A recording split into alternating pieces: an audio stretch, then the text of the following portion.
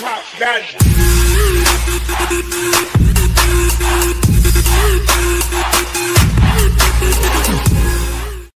Assalamu alaikum wa rahmatullah. Innal hamdalillah nahmaduhu wa nasta'inuhu man yahdihillahu fala mudilla lahu wa man yudlil fala hadiya lahu wa ashhadu an la ilaha illallah wahdahu la sharika lahu وأشهد أن محمدا عبده ورسوله أما بعد فأعوذ بالله من الشيطان الرجيم الزانية والزاني فاجلدوا كل واحد منهما 100 جلدة عن أبي هريرة رضي الله تعالى عنه قال قال رسول الله صلى الله عليه وسلم البكر بالبكر جلد 100 تغرب سنة والسيب الزاني الرجم رواه البخاري ومسلم। সম্মানিত উপস্থিতি, প্রশংসা আল্লাহর জন্য, শান্তি অবতীর্ণ হোক আল্লাহর রাসূলের উপর সাল্লাল্লাহু আলাইহি ওয়াসাল্লাম। আজকের দিনী বৈঠকে বক্তব্যের বিষয় পুরুষ ও নারীর অবৈধ সম্পর্ক। পুরুষ ও নারীর অবৈধ সম্পর্কে এক গুরুত্বপূর্ণ তথ্যবহুল বিবরণের চেষ্টা করব ইনশাআল্লাহুল আজিজ। উল্লিখিত বিষয়ের উপরে কথা বলার পূর্বে জরুরি দুটি কথা। তার প্রথম কথা হচ্ছে যে আসলে আমাদের প্রশংসামূলক কথা বা আমরা মুফতি বা আমরা কোরআন হাদিস বুঝি এমন আলোচনাগুলি আমাদের সামনে হোক, এটা শরীয়ত অনুমোদন করে না। বরং এই দৃষ্টিকোণকে শরীয়ত খুব তীব্রভাবে নিন্দা করেছে। তিনি বলেছেন যে কেউ যদি কারো প্রশংসামূলক কথা বলে তাহলে যে বলছে তার মুখে মাটি ছুঁড়ে মারো। বুখারী মুসলিমের এক হাদিসে এসেছে যে যার প্রশংসা করা হলো তাকে ধ্বংস করা হলো। সামান্যতম যদি তার ভিতরে একটু অহংকার গৌরববোধ প্রকাশ পায় তাহলে তার যে কোনো ইবাদত কুলাবে না, তার পরিণাম জাহান্নাম। রাসূল সাল্লাল্লাহু আলাইহি ওয়াসাল্লাম বলেছেন সালাসাতুন মুহলিকাতুন ও সালাসাতুন মুনজিয়াতুন, তিনটি কাজে মানুষ ধ্বংস হয় আর তিনটি কাজে মানুষ বেঁচে যায়। তিনটি কাজে মানুষ ধ্বংস হয়, তিনটি কাজে মানুষ বেঁচে। এই ছেলেরা, তোমরা যারা দায়িত্ব পালন করো, এই মানুষগুলো দাঁড়িয়ে আছে কেন? তাদের বসার সহযোগিতা করো, নাহলে যে উপরে ফাঁকা আছে এখানে বসতে বলো।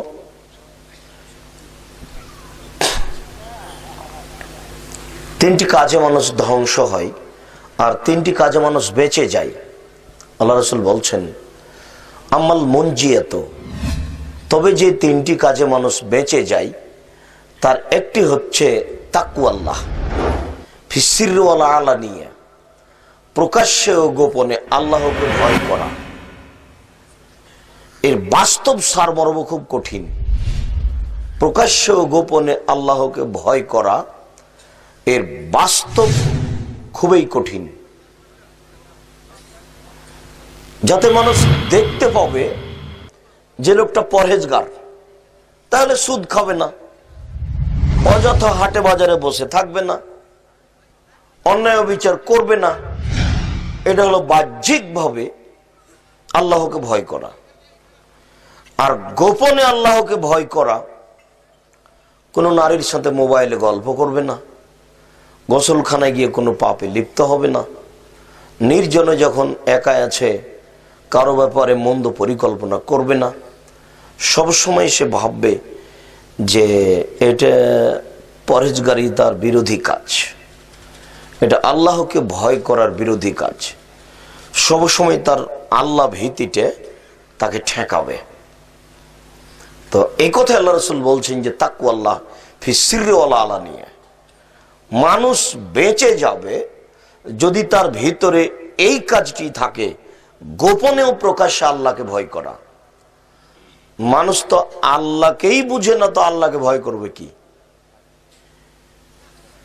আমি রাস্তায় হাঁটছি, আপনি আমাকে চিনবেন বলে বলবেন আব্দুর রাজ্জাক সাহেব আসসালামু আলাইকুম, কেমন আছেন? আপনি আমাকে চিনেনই না, তা আপনি কি বলবেন আমাকে যে আসসালামু আলাইকুম? আপনি তো তেমন বলবেন না। বা আরো শ্রদ্ধামূলক কিছু বলতে চাইলে চিনলে জানলে বলবেন, চিনবেন না জানবেন না তখন কি বলবেন? তা তো বলবেন, এটা হয় না।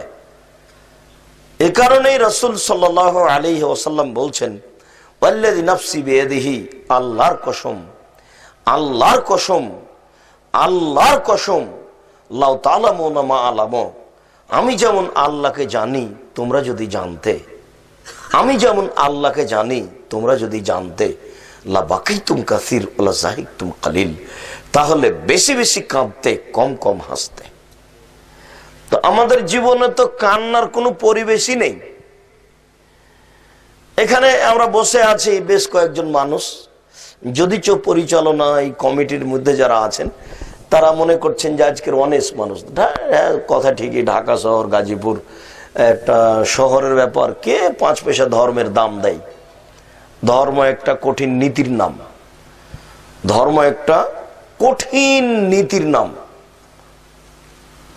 মানে এমন কঠিন নীতির নাম যে কোনো কাজই নীতি ছাড়া চলে না। আর নীতি পালন করা মানুষের জন্য কঠিন, যদি মানুষই পালন করবে, গরু ছাগল করবে না। ধর্ম এত কঠিন যে 1 গ্লাস পানি পান করবেন তাতে 4টে নীতি লাগে।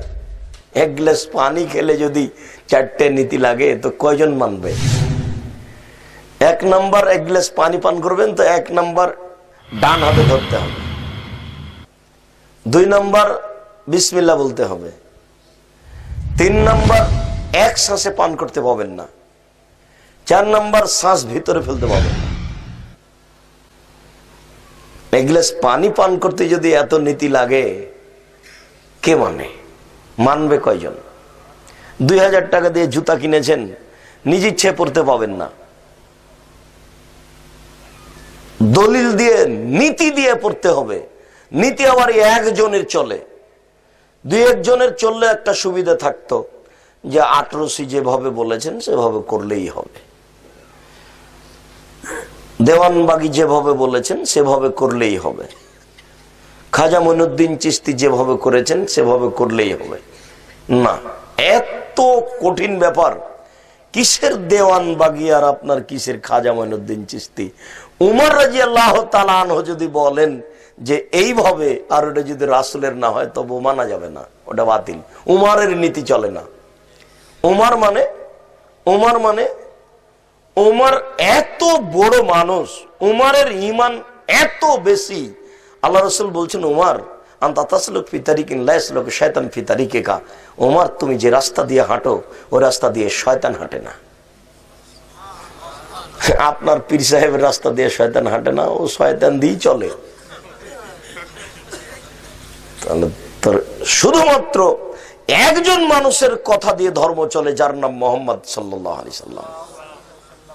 শুধু একজন মানুষের, 2000 টাকা দিয়ে জুতা কিনেছেন, ওই একজন মানুষের নীতি দিয়ে পড়তে হবে, আপনারটা চলবে না। সেটা কি? ডান পায়ের জুতাটা আগে পড়তে হবে, খোলার সময় বাম পায়েরটা আগে খুলতে হবে। নীতি, প্রতিটা কাজ নীতি। এই যে আমি কথা বলা শুরু করেছি, আমি ইচ্ছা মতো বলতে পারবো না, আগে বলতে হবে আসসালামু আলাইকুম। আসসালামু আলাইকুম বলার পূর্বে যদি কোনো কথা বলি তাহলে আপনি বলবেন যে আপনার কথাই শুনবো না, যান গেলাম। আল্লাহ রাসূল বলছেন মান কাল্লামা বিগাইরি সালামিন ফালা তুজিবহু, কেউ যদি কোনো কথা সালাম ছাড়াই শুরু করে তাহলে তুমি তার কথার উত্তরই দিও না, যাও। এই যে 50 লক্ষ টাকা খরচ করে বাড়িটা তৈরি করেছেন, আপনি ইচ্ছে মতো ঢুকতে পাবেন না, ওই একজনের নীতি দিয়ে ঢুকতে হবে। সেটা কি? কলিং বেলে আঙ্গুলটা রাখার সময় বলতে হবে আসসালামু আলাইকুম, তাছাড়া ঢুকতে পাবেন না। আর এই সালামের এত ক্ষমতা, এই সালামের এত ক্ষমতা, আপনি খালি মুখে বলেছেন আসসালামু আলাইকুম, হাতে হাতে ইবলিস বলবে এই শয়তানেরা শোনো, লা মাবিতা লাকুম, এই বাড়িতে তোমাদের থাকার জায়গা নেই। এক কথাই ইবলিস বলছে যে তোমাদের থাকার জায়গা নেই। সালামের কত ক্ষমতা! বাড়িতে ঢুকে যদি বিসমিল্লাহ বলে খেতে বসেন, তখন ইবলিস বলে লা মাবিতা লাকুম ওয়াল আশা, এই বাড়িতে তোমাদের থাকারও নেই, এই বাড়িতে তোমাদের খাওয়ারও নেই। বিসমিল্লাহর এত ক্ষমতা। গরিব মানুষ, বাড়ি ঘরই নেই, বাহির দরজা নেই, এমনি একটা কাপড় ঝোলানো আছে বাহির দরজায়, আপনি বিসমিল্লাহ বলে এই কাগজটা বিছানে সর সমাতে রেখে দেন, দরজায় বিসমিল্লাহ বলে রেখে দেন। আল্লাহ নবী বলেছেন সকাল পর্যন্ত এই দরজা দিয়ে শয়তান ঢুকতে পারবে না। বুখারী মুসলিম। বিসমিল্লাহর কত ক্ষমতা! ধর্ম এমন একটা জিনিস, একজনের কথা দিয়ে চলে। আপনার স্ত্রী আপনার বাচ্চাকে ইচ্ছে মতো দুধ খাওয়াতে পারে না। অবাক! কিভাবে দুধ খাওয়াতে হবে? নবীর নীতিতে। সেটা আবার কি? বাচ্চা যখন দুধের বোঠাতে মুখ লাগাবে, তখন আপনার স্ত্রীকে বলতে হবে বিসমিল্লাহ। যদি আপনার স্ত্রী বিসমিল্লাহ না বলে, তাহলে এই দুধ শয়তান খাবে, নিশ্চিত খাবে, অবধারিত খাবে। নবী বলেছেন খাবে, অতএব খাবে। এই যে আপনার বাড়ির জানালা দরজাগুলি আছে, আপনি ইচ্ছা মতো বন্ধ করতে পারেন না। কিভাবে বন্ধ করতে হবে? একজনের নীতিতে বন্ধ করতে হবে, যার নাম মুহাম্মদ সাল্লাল্লাহু আলাইহি সাল্লাম। সেটা আবার কিভাবে? আল্লাহ রাসূল বলছেন যে গাল্লিকুল্লাহ ওয়া ওয়াজকুরুল্লাহ, দরজা বন্ধ করো, জানালা বন্ধ করো, বিসমিল্লাহ বলো। যে ভাতের পাতিল, তরকারির পাতিল, খাদ্যের পাতিল, আটার পাতিল, এগুলো আপনার স্ত্রী ইচ্ছা মতো ঢাকতে পারে না। কিভাবে ঢাকতে হবে? যেভাবে নবী বলেছেন। সেটা কি? আল্লাহ রাসূল বলছেন যে অকুকেরা বাকুম ওয়াজকুরুল্লাহ, প্রত্যেক খাদ্যের দ্রব্যাদি পাতিল ঢাকো, তোমরা বিসমিল্লাহ বলো। ভাতের পাতিল থেকে আপনার স্ত্রী ইচ্ছা মতো ভাত বের করতে পারে না। কার ইচ্ছায় বের করতে হবে? কার নীতিতে? মুহাম্মদ সাল্লাল্লাহু আলাইহি ওয়াসাল্লামের নীতিতে। সেটা কি? আল্লাহ রাসূল বলছে কুলুবিন জাওয়ানিবিহা ওয়ালা তাকুলু বিন আস্তিহা ফাইনাল বারাকাতা তানজালু ফি আস্তিহা, তোমরা পাশ থেকে খাও, মধ্য থেকে খেও না, কেননা মধ্যে বরকত নাজিল হয়। আপনার স্ত্রী যদি ভাতের পাতিলের মাঝামাঝিতে চামচ ডুবিয়ে দেয়, তাহলে পাতিলের বরকত কমবেই, নিশ্চিত কমবে, অবধারিত কমবে। নবী বলেছেন কমবে, অতএব কমবে, কমবেই। আপনাকে ভাত দেওয়ার সময় আপনার মা যদি গামলার মাঝামাঝিতে চামচটা ডুবিয়ে ভাত উঠাই, তাহলে গামলার বরকত কমে যাবে, কমতেই হবে। কিভাবে চামচটা ডুবাবে? গামলার এক পাশে চামচ ডুবিয়ে ভাত উঠাতে হবে, নাহলে বরকত কমে যাবে। আপনি যে বিছানায় শুইবেন, বিছানাটা আপনার স্ত্রী সুন্দর করে রেডি করেছে, আপনি ইচ্ছে মতো শুইতে পারেন না। একজনের নীতিতে শুইতে হবে। সেটা কি? ডান কাতে শুইতে হবে, মুখে বলতে হবে আল্লাহুম্মা বিসমিকা আমুতু ওয়া আহইয়া। আপনার 5 পয়সা দাম নাই। প্রতিটা কর্ম আপনাকে একজন মানুষের নীতিতে চলতে হবে, যার নাম মুহাম্মদ সাল্লাল্লাহু আলাইহি সাল্লাম। আল্লাহ রাসূল বলছেন যে ওয়াল্লাযী নাফসি বিয়াদিহি, আল্লাহর কসম, আল্লাহর কসম, আল্লাহর কসম, লাউ তাআলামুনা মা আলাউ, আমি যেমন জানি তোমরা যদি জানতে, আমি আল্লাহকে যেমন জানি তোমরা যদি জানতে, আমি আল্লাহকে যেমন জানি তোমরা যদি জানতে, বেশি বেশি কাঁদতে, কম কম হাসতে। তা কাঁদার তো আমাদের কোনো পরিবেশই আসে না। আসে না কেন? জানি না তো যে কেন কাঁদবো। কাঁদার তো একটা পরিবেশ আসতে হবে। 30 বছর, 40 বছর, 50 বছর, 80 বছরের মানুষ এখানে বসে আছি, তেমন কোনো পরিবেশ আসেনি। আল্লাহ রাসূল বলছেন যে বেশি বেশি কাঁদতে, কম কম হাসতে। হাসার তো রাত দিন পরিবেশ। তাহলে কাঁদি না কেন? আল্লাহকে চিনি না এই জন্য। কাঁদি না কেন? আল্লাহকে বুঝি না এই জন্য। আল্লাহ রাসূলের বাক্যটা দেখেন তো, কত গুরুত্বপূর্ণ বাক্য। আল্লাহ রাসূল বলছেন যে লাই ইয়ালাজান নার রাজুলুন হাত্তা ইয়ালাজাল লাবানু ফি যারই বাকা মিন খাশিয়াতিল্লাহ। ওই ব্যক্তির জাহান্নামে যাওয়া অসম্ভব যে ব্যক্তি আল্লাহর ভয়ে কাঁদে। ওই ব্যক্তির জাহান্নামে যাওয়া অসম্ভব যে ব্যক্তি আল্লাহর ভয়ে কাঁদে। যেমন ভাবে গাভীর বাঁট থেকে দুধ বের করে ভিতরে ঢোকানো অসম্ভব। গাভীর বাঁট বুঝেন? গাভীর বাঁট থেকে দুধ বের করে আবার ভিতরে ঢোকানো যাবে কি? আল্লাহ রাসূল বলছেন যে গাভীর বাট থেকে দুধ বের করে নিয়ে আবার ঢোকানো যেমন অসম্ভব, যারা আল্লাহর ভয়ে কাঁদে তাদের জাহান্নামে যাওয়া তেমনি অসম্ভব, মানে জাহান্নামে যাবেই না। তো মানুষ কাঁদবে, মানুষই তো আল্লাহকে চিনে না, তো কাঁদবে কি করে? মানুষই তো বুঝে না যে আল্লাহ কি, কাকে বলে। হ্যাঁ, আল্লাহ যদি মানুষকে একটু ধ্বংস করে দেখাতেন তাৎক্ষণিক, তাহলে ধরেন এক মুহূর্ত ঢাকা শহরটা অর্ধ হাত উঁচু নিচু হয়ে গেল, এক মুহূর্ত। তো অর্ধ হাত উঁচু নিচু হলে এক মুহূর্ত হলে একটা বিল্ডিংও থাকবে না।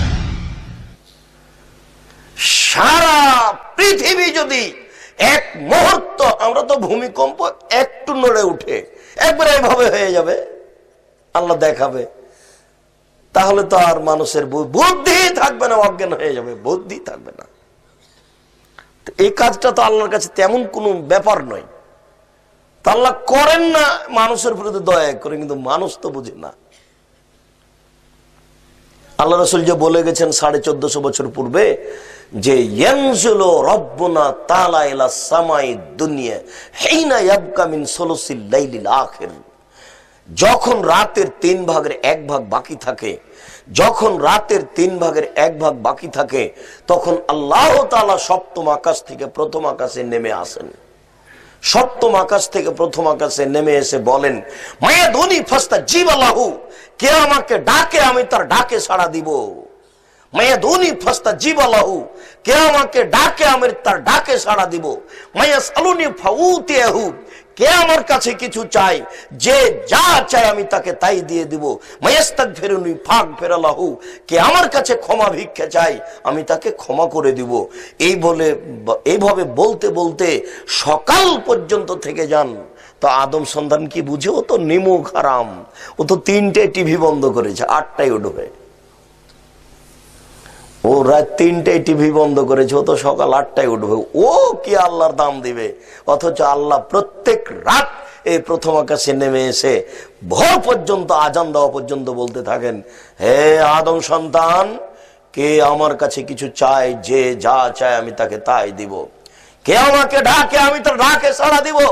কে আমার কাছে ক্ষমা ভিক্ষা চাই আমি তাকে ক্ষমা করে দিব। এইভাবে আল্লাহ বলতেই থাকেন। আর এই নিমুখ হারাম 3টার সময়তে টিভি বন্ধ করেছে, ও 8টা পর্যন্ত ঘুমিয়ে থাকে। ও কি দাম দিবে আল্লাহর? আল্লাহকে মানুষ চিনতে না পারলে তো আর ধ্যান দিতে পারবে না। বলছিলাম 3টি কাজে মানুষ ধ্বংস হয় আর 3টি কাজে মানুষ বেঁচে যায়। তার একটি ধ্বংস হওয়ার কথাটা কেন আসে যে ভুলবেন না, মানে মুখের উপরে প্রশংসা করলে অহংকার আসতে পারে। অহংকার যদি একটু চলে আসে, যতই বড় বক্তা হোক না কেন, আল্লামা দাহার যেই হোক না কেন, বিচার মাঠে টিকতে পারবে না। সে যত বড় মানুষই হোক না কেন, বিচারের মাঠ খুব কঠিন। ইব্রাহিম আলাইহিস সালাম নিজেই টিকতে পারবেন না। ইব্রাহিম আলাইহিস সালাম বিচারের মাঠে বাপের 1 পয়সা উপকার করতে পারবেন না। আল্লাহর অনুমতি ছাড়া পৃথিবীর কোন মানুষ বিচারের মাঠে কারো কোনো উপকার করতে পারবেন না। ওই কথাটা নিয়ে কথা এসেছে যে 3টি কাজে মানুষ ধ্বংস হয় আর 3টি কাজে মানুষ বেঁচে যায়। বেঁচে যাওয়ার একটি কাজ আপনাকে বলেছি, মনে আছে কিনা? তাকওয়াল্লাহ, ফিসিরওয়ালা নিয়ে গোপন এবং প্রকাশ্যে আল্লাহকে ভয় করতে হবে। তো মানুষ তো আল্লাহকেই চিনে না, ভয় করবে কি? এই জন্য এতক্ষণ পর্যন্ত বললাম তাকওয়াল্লাহ, আল্লাহকে ভয় করবে গোপনে প্রকাশ্যে।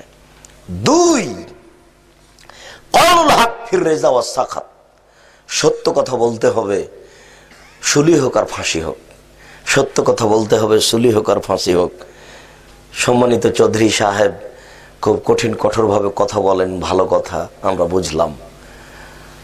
আল্লাহ তাআলা বলছেন, ভালো কাজের আদেশ করো, মন্দ কাজের নিষেধ করো। ভালো কাজের আদেশ করো, মন্দ কাজের নিষেধ করো।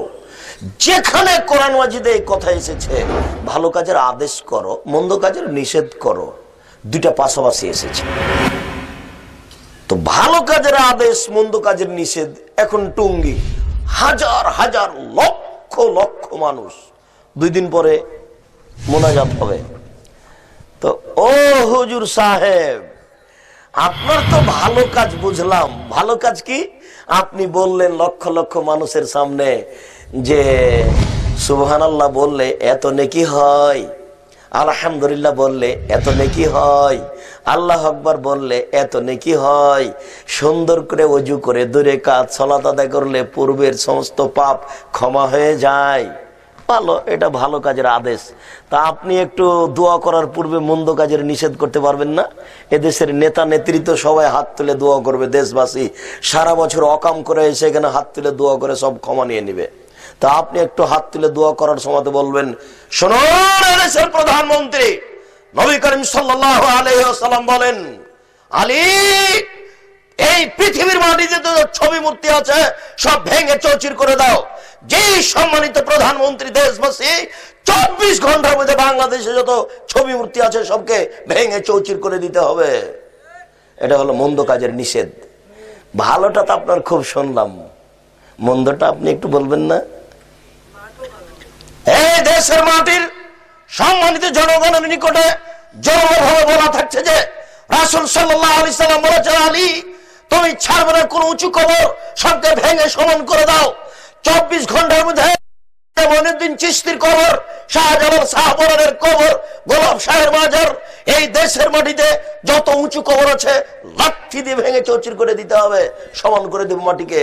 এটা হলো মন্দ কাজের নিষেধ। ক্ষমতা হয় না, মন্দ কাজের নিষেধ কি দেখাতে এসেছো তুমি?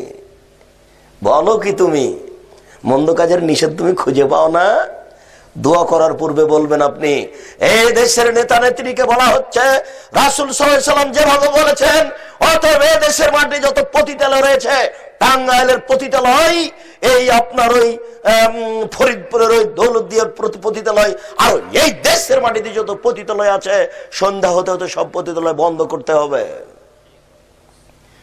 এই দেশের মাটিতে যত সুদী ব্যাংকিং ব্যবস্থা আছে, যত সুদী ব্যাংকিং ব্যবস্থা রয়েছে সব বন্ধ করতে হবে সন্ধ্যা হতে হতে। মুখখান নাই আপনার, বলতে পারেন আপনি কি? আপনি দেখাচ্ছেন ভালো কাজের আদেশ, মন্দ কাজের নিষেধ। কি বলতে চান? টঙ্গীর আখেরি মোনাজাতে হাত তুলে দোয়া করে জান্নাত কিনতে চাচ্ছেন? অসম্ভব হতে পারে না। তোমার টঙ্গীর আখেরি মোনাজাতি এই টঙ্গীর বৈঠক নাজায়েজ হারাম হওয়ার জন্য যথেষ্ট। তোমার টঙ্গীর আখেরি মোনাজাতি যথেষ্ট যে তোমার এই বৈঠক নাজায়েজ হারাম, আরগুলো থাক। তোমার আখেরি মোনাজাত যদি চলে তো কাবা ঘরের ইমাম সাহেব হাজিদেরকে নিয়ে আরাফার মাঠে আখেরি মোনাজাত করতে পারেন না, ওটাই চলে না। তুমি তো খুব ভালোভাবে জানো যে যত লোক হজ করতে যায় সবাই আল্লাহর মেহমান। যত লোক হজ করতে যায় সবাই আল্লাহর মেহমান। আল্লাহর নবী শতবার বলেছেন। আর আল্লাহ রাসূল বলছেন যে আরাফার দিন যত মানুষকে আল্লাহ ক্ষমা করেন, অত মানুষকে আল্লাহ আর কোনোদিন ক্ষমা করেন না। আরাফার মাঠে আল্লাহ যত মানুষকে ক্ষমা করেন, পৃথিবীর আর কোন জায়গায় কোন স্থানে কোনোদিন অত মানুষকে আল্লাহ ক্ষমা করেন না। আর এখানে তো কয়েক লক্ষ। এবছর মোটামুটি আরাফার মাঠে লোক সংখ্যা উপস্থিত হয়েছিল প্রায় 1 কোটি। তো কাবা ঘরের ইমাম সাহেব প্রায় 1 কোটি হাজি সাহেবকে নিয়ে একটু আখেরি মোনাজাত করলে হতো না? কাবা ঘরের ইমাম সবচেয়ে ভালো মানুষ, তিনি সবাইকে নিয়ে বলতেন, আল্লাহ আমরা সবাই মানুষ উপস্থিত হয়েছি, লক্ষ লক্ষ মানুষ, জানি না কার কি পাপ রয়েছে, যার হাত কবুল হবে তুমি তার হাতের মাধ্যম দিয়ে সমস্ত মানুষের হজ কবুল করে নাও। হতো না? তো কই হয় না যে পাপ হবে, নিশ্চিত পাপ হবে, অবধারিত পাপ হবে, পাপ হবেই। কেন? এতে রাসূলকে অপমান করা হয়। আল্লাহ তাআলা বলছেন, ইয়া আইয়ুহাল্লাযীনা আমানু, হে বিশ্বাসীগণ, আতিউল্লাহ, আল্লাহকে মান্য করো, ওয়াতিউর রাসূল, রাসূলের আনুগত্য করো, ওয়ালা তুবতিলু আমালাকুম, তোমাদের আমল বাতিল করো না। 3টা বাক্য। আবার দেখেন আল্লাহ বলছেন, হে বিশ্বাসীগণ, তোমরা আল্লাহকে মান্য করো, 1, 2 রাসূলের আনুগত্য করো, 3 তোমাদের আমল বাতিল করো না। 3 নম্বর বাক্যটা যেন কেমন হয়ে গেল। বাক্যটা যদি এরকম হতো, মনে হচ্ছে অন্তরটা বলছে আল্লাহকে মান্য করো, রাসূলের আনুগত্য করো, তাহলে জান্নাত পাবা। এরকম বাক্য আছে, কিন্তু এখানে নেই। এখানে আছে 1 আল্লাহকে মান্য করো, 2 রাসূলের আনুগত্য করো, 3 তোমাদের আমল বাতিল করো না। মানে মানতে গিয়ে একটু 19-20 আমল বাতিল হবে, মানতে গিয়ে একটু 19-20 আমল বাতিল হবে। আল্লাহকে মান্য করা মানে হলো কোন প্রকার শিরক করা যাবে না। শিরক চলে পিছন দিকে, শিরক পিছন দিকে যত নেকি আছে সবকে বাতিল করে দেয়। শিরক করলে আল্লাহকে অপমান করা হয়, শিরক করলে আল্লাহকে হেয় তুচ্ছ করা হয়, শিরক করলে আল্লাহকে উপেক্ষা করা হয়, শিরক করলে আল্লাহকে হেয় তুচ্ছ করা হয়, শিরক করলে আল্লাহকে অপমান করা হয়। শিরক চলে পিছন দিকে। শিরক করলে অতীতের সম্পন্ন নেকি নষ্ট হয়ে যায়। হাতের রাশি দেখে ভাগ্য পরীক্ষা করলে শিরক হয়, হাত চালিয়ে ভাগ্য পরীক্ষা করলে শিরক হয়, টিয়া পাখির মাধ্যমে ভাগ্য পরীক্ষা করলে শিরক হয়। গণকের কাছে গিয়ে যদি বলা হয় টাকা হারিয়ে গেছে দেখেন, এতে শিরক হয়। ডাক্তার ভালো তাই বাচ্চা বেঁচে গেল, এই মন্তব্য করলে শিরক হয়। ড্রাইভার ভালো তাই গাড়ি অ্যাক্সিডেন্ট হলো না, এই কথা বললে শিরক হয়। মাঝি ভালো তাই নৌকা ডুবলো না, এই কথা বললে শিরক হয়। গরুকে লাথি মারা যায় না এমন মন্তব্য করলে শিরক হয়। জুতা পায়ে দিয়ে ধানের উপরে হাঁটা যায় না, এই কথা বললে শিরক হয়। আপনার স্ত্রী ফরজ গোসল না করে বাড়ির কোনো কাজ করতে পারে না এমন মন্তব্য করলে শিরক হয়। তুলসী গাছ তুলে ফেলা যায় না, তাতে লাথি মারা যায় না এমন মন্তব্য করলে শিরক হয়। মাদুলি সূরা ইয়াসিন লিখে তাবিজ হাতে গলায় কোমরে ঝোলালে শিরক হয়। মায়ের কসম করলে শিরক হয়, 2 চোখের কসম করলে শিরক হয়, মসজিদে গিয়ে কসম করলে শিরক হয়। ছবি মূর্তিকে মূল্যায়ন করলে শিরক হয়, ছবি মূর্তি মুড়ে মুড়ে বাড়িতে যেখানে সেখানে ঝুলালে শিরক হয়। কবরের কাছে মাথা নত করলে শিরক হয়, কবরের কাছে কিছু চাইলে শিরক হয়।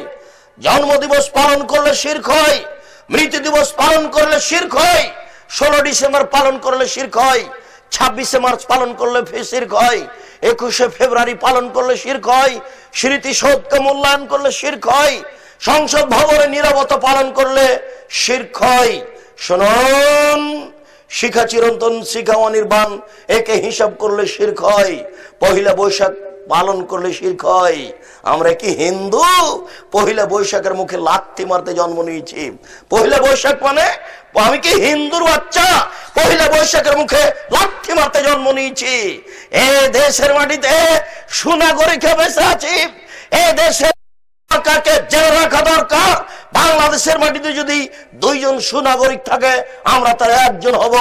অতএব মনে রাখা ভালো হবে, মুসলমান ঘরে জন্ম নিয়েছি, আমি মুসলিম চিররণবীর, মরণকে করি না ভয়, মরলে শহীদ বাঁচলে গাজী, আমার উভয় সমান। জেল যতটুকু সেল ততটুকু, বাইরে যতটুকু ভিতরে ততটুকু।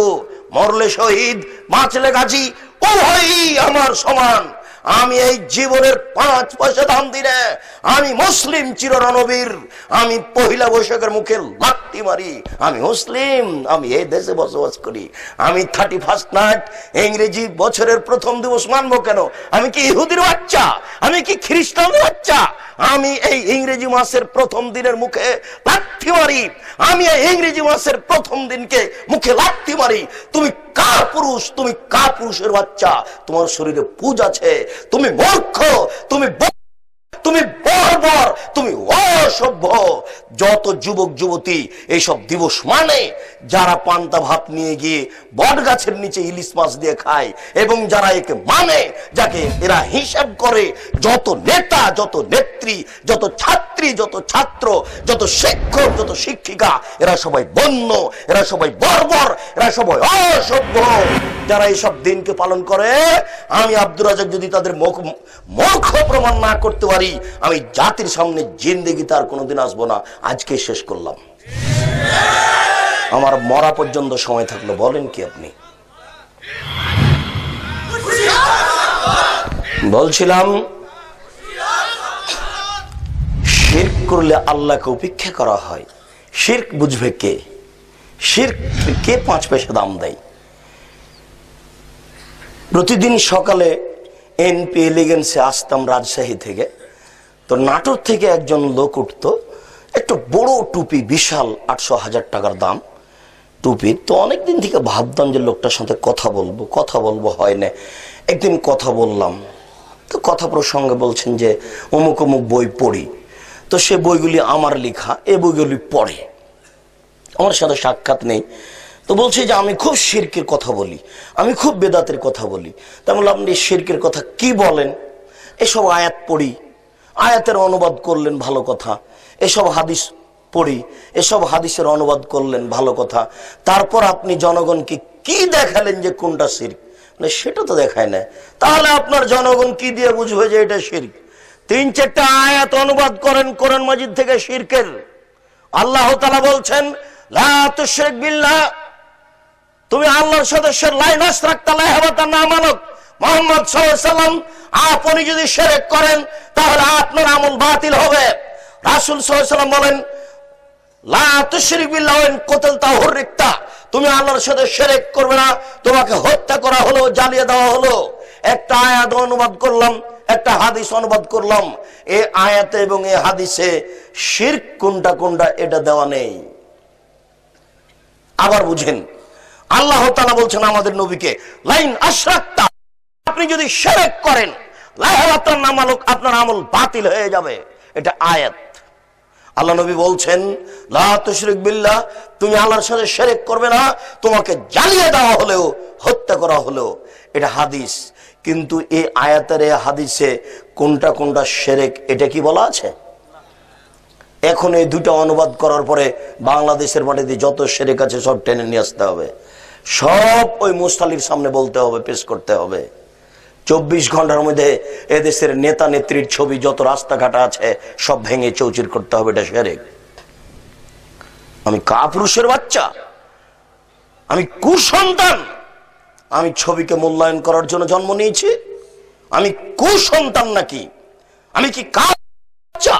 আমার রক্তের সাথে মিশে আছে মূর্তি ভাঙা নীতি, আমার গোশতের সাথে মিশে আছে মূর্তি ভাঙা নীতি, আমার রক্তের সাথে মিশে আছে মূর্তি ভাঙা নীতি, আমার গোশতের সাথে মিশে আছে মূর্তি ভাঙা নীতি।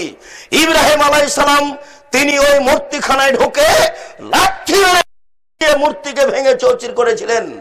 আমার নবী যেদিন কাবা ঘরে ঢুকলেন, নিয়ে লাঠি নিয়ে ঢুকে তিনি বললেন জাল হক, এসেছে সত্য, ওয়াজাকাল বাতিল, চলে গেছে মিথ্যে, ইন্নাল বাতিলা, নিশ্চয় মিথ্যে, কালো জাহুকা, চিরদিন মিথ্যে। এই বলে বাপের ছবি মূর্তিগুলো ছিল ইব্রাহিম এবং ইসমাইলের, সবকে লাথি মেরে ভেঙে চৌচির করে দিলেন। আমার রক্তের সাথে মিশে আছে মূর্তি ভাঙা নীতি, আমার রক্তের সাথে গোশতের সাথে মিশে আছে মূর্তি ভাঙা নীতি। অতএব আমি কুসন্তান নই, আমি মুসলিম, আমি সুসন্তান। আমার বাপের কবরটা দিয়ে এসে বাড়িতে ঢোকে, আমার বাপের একটা পাসপোর্ট সাইজের ছবি ছিল, ওই ছবিটাকে একবারে টুকরো টুকরো করে ছিঁড়ে ফেলবো। কেন? আমি ছবি পূজা করি না, আমি তাকে অ্যালবামে রাখবো না, আমি তাকে কোথাও লুকিয়ে রাখবো না, আমি তার দাম দিই না। আমি মুসলিম। আমি বাপের কবর দিয়ে এসে পাসপোর্ট সাইজের যে ছবিটা ছিল, আর আমার বাপের হজ করা লাগবে না, আমার বাপের আর জমি জায়গা তার নামে করা লাগবে না, এই ছবির আর দাম নেই। অতএব এই ছবি পাসপোর্ট সাইজের যেটা, সেটাকে ছিঁড়ে ফেলবো। এবার ছিঁড়ে ফেলার পরে আবার কবরের পাশে যাব, বাপের কবরের পাশে গিয়ে হাত তুলে দোয়া করে বলবো রব্বির রহমহুমা কামা রাব্বায়ানি সাগীরা, হে আমার প্রতিপালক, আমার পিতা মাতা বাল্য অবস্থায় আমাকে যেভাবে দেখেছিল তুমি তাকে সেভাবে দেখো। রব্বিক ফিরলি ওয়ালে ওয়ালে দাইয়া, হে আল্লাহ তুমি আমাকে ক্ষমা করো, আমার পিতা মাতাকে ক্ষমা করো। আল্লাহুম্মা গফিরলি আবি ওয়ারফা দারজাতাহু ফিল মাহাদিন, আল্লাহ তুমি আমার পিতাকে ক্ষমা করো, তাকে উচ্চ মর্যাদা দান করো, তুমি তার কবরকে প্রশস্ত করো, তুমি তার কবরকে আলোকিত করো। আল্লাহুম্মা গফির লাহু, আল্লাহ তুমি তাকে ক্ষমা করো, ওয়ারহামহু তুমি তার প্রতি রহমত নাজিল করো, অফিহি তুমি তাকে মাফ করো, অফিয়ানহু তুমি তার প্রতি নিরাপত্তা অবতীর্ণ করো, অকরিম নজুলাহু তুমি তাকে দামি সম্মানী খাদ্য খেতে দাও, অসমাদ খালাহু তুমি তার থাকার জায়গা প্রশস্ত করে দাও, অক্সিলু বিল মাই ওয়াসালজি ওয়াল বারদ তুমি তার পাপকে ঠান্ডা স্বচ্ছ পানি দিয়ে ধুয়ে পরিষ্কার করে দাও, কামানাত্তাইতা সাবলাবে জমিনাত দানাস যেমন ভাবে সাদা কাপড়কে ময়লা থেকে ধুয়ে পরিষ্কার করা হয়, আবদিলহু দারান খায়রান মিন দারিহি দুনিয়াতে যে বাড়ি ছিল তার চেয়ে সুন্দর বাড়ি দাও, আহলান খায়রান মিন আহলিহি দুনিয়াতে যে পরিবার ছিল তার চেয়ে সুন্দর পরিবার দাও, ওয়াজাওজান খায়রান মিন জাওজিহি দুনিয়াতে যে স্ত্রী ছিল তার চেয়ে সুন্দর স্ত্রী দাও, আদখিলহুল জান্নাহ তুমি তাকে জান্নাতে প্রবেশ করাও, ওয়াজহু মিন আযাবিল কবর তুমি তাকে কবরের শাস্তি থেকে বাঁচাও, ওয়া মিন আযাবিন নার তুমি তাকে জাহান্নামের শাস্তি থেকে বাঁচাও। আমি সুসন্তান, আমি কি কুসন্তান? আমার বাপের কবর দিয়ে এসে আমার বাপের ছবিটাকে সুন্দর করে সাজিয়ে ঝুলিয়ে রাখবো? আমি কুসন্তান নই, তুমি কুসন্তান, তুমি কুসন্তান, তুমি কুসন্তান, তুমি জাতির জন্য কলঙ্ক, তুমি তোমার বাপের জন্য তোমার বংশের জন্য কলঙ্ক। জোর করে তুমি জান্নাত কেনার চেষ্টা করিও না। কবি নজরুল বলেছেন, মসজিদের পাশে কবর দিও ভাই। কিসের মসজিদের পাশে? মসজিদের পাশে কবর দিয়ে কি হবে? আপনার বাপ যদি মারা যান আর আপনার বাপের কবরটা যদি কাবা ঘরের নিচে ঢুকিয়ে দেন, এক পয়সা লাভ নেই। আপনার খুব মান ক্ষমতা বেশি যে আমার বাপের কবরটা মসজিদের পাশে কেন, কাবা ঘরের নিচে ঢুকিয়ে দেওয়ার ক্ষমতা আছে, কাবা ঘরের নিচে ঢুকিয়ে দিলেও এক পয়সা লাভ হবে না। এদেশের লোক সেদিন সে লোকটা মারা গেল, সেদিন সে লোকটা মারা গেলে সবাই ওর কবরে ফুল দিচ্ছে, ফুল চাপাচ্ছে আর বলছে বোকা লোকগুলি যে কবরকে সিক্ত করলো, কবরকে সিক্ত করলো ফুল দিয়ে, ফুল দিয়ে সিক্ত করলো মানে কবরকে ঠান্ডা করলো।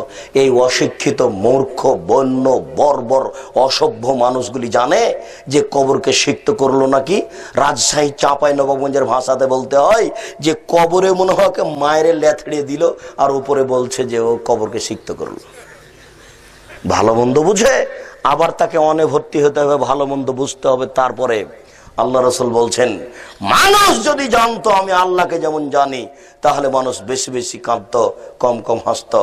সম্মানিত দিনী ভাই, আল্লাহ রাসূল বলছেন তিনটি কাজে মানুষ বেঁচে যায়, তার একটি হচ্ছে এই যে আল্লাহকে ভয় করা, দুই কওলুল হক ফির রিজা ওয়াস সাকাত সত্য কথা বলতে হবে চুলি হলেও ফাঁসি হলেও।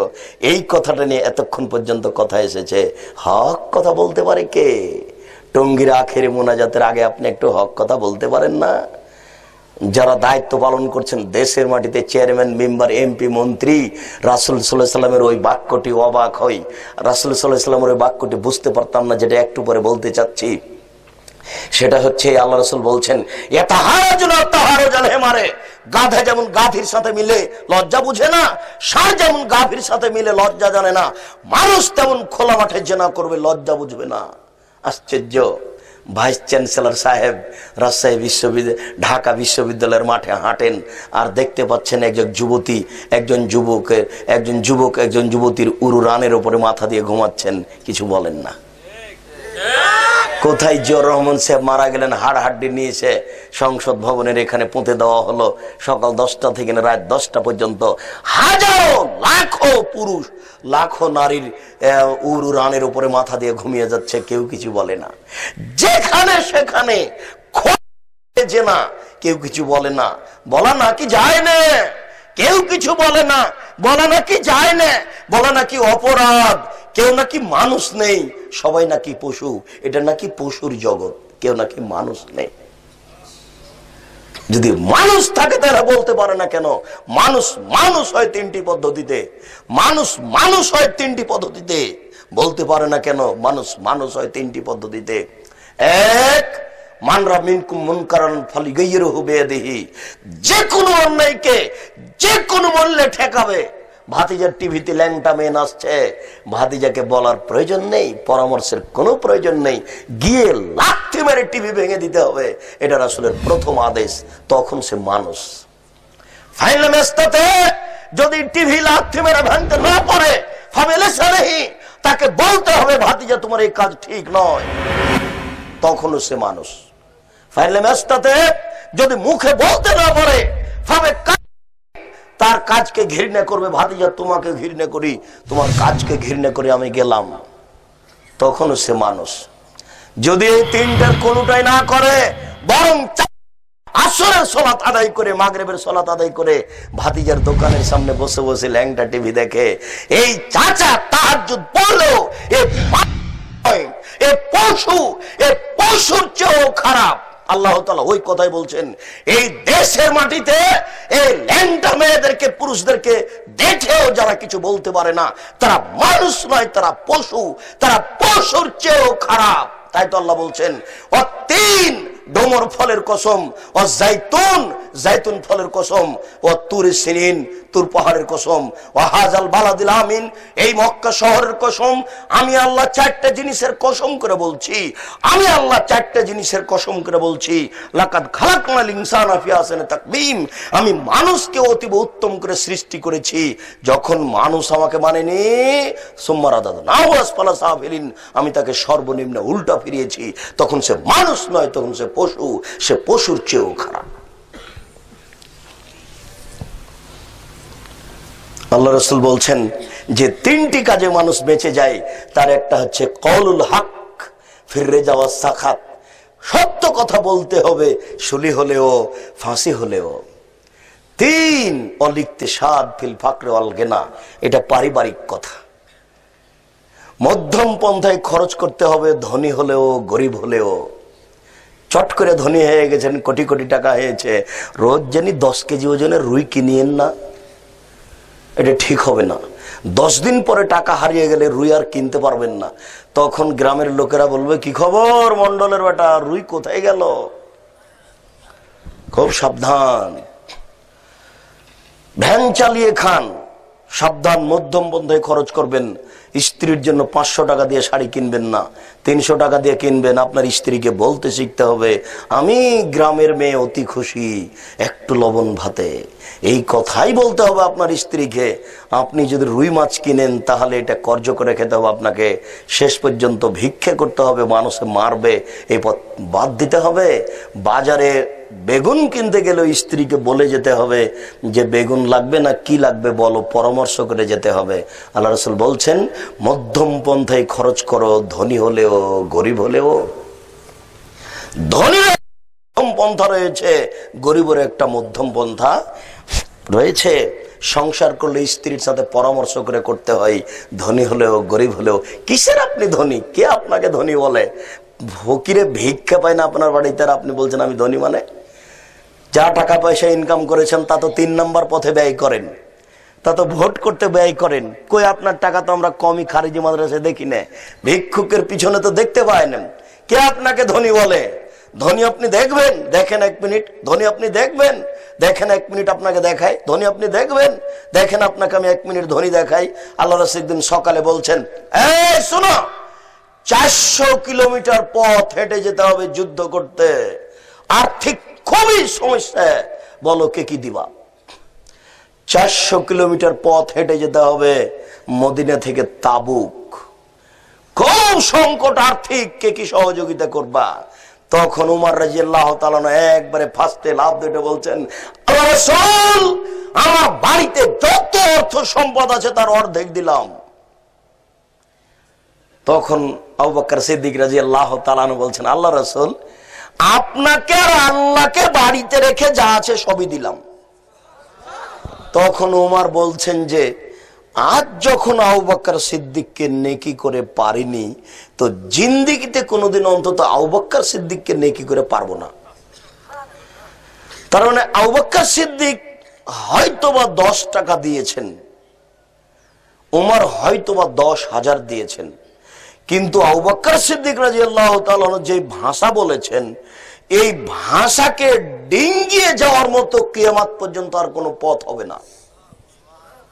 কিয়ামত পর্যন্ত কোনো দিন কোনো মানুষ আবু বকর সিদ্দিকের ভাষাকে ডিঙ্গিয়ে বলবেন যে আমি বেশি দান করলাম, এরকম পথ কিয়ামত পর্যন্ত হবে না। আবু বকর সিদ্দিক বলছেন যে আপনাকে আর আল্লাহকে বাড়িতে রেখে যা আছে সব দিলাম। আপনি এখন জানতো দেখে বাক্য ডিঙ্গিয়ে কোথায় যাবেন?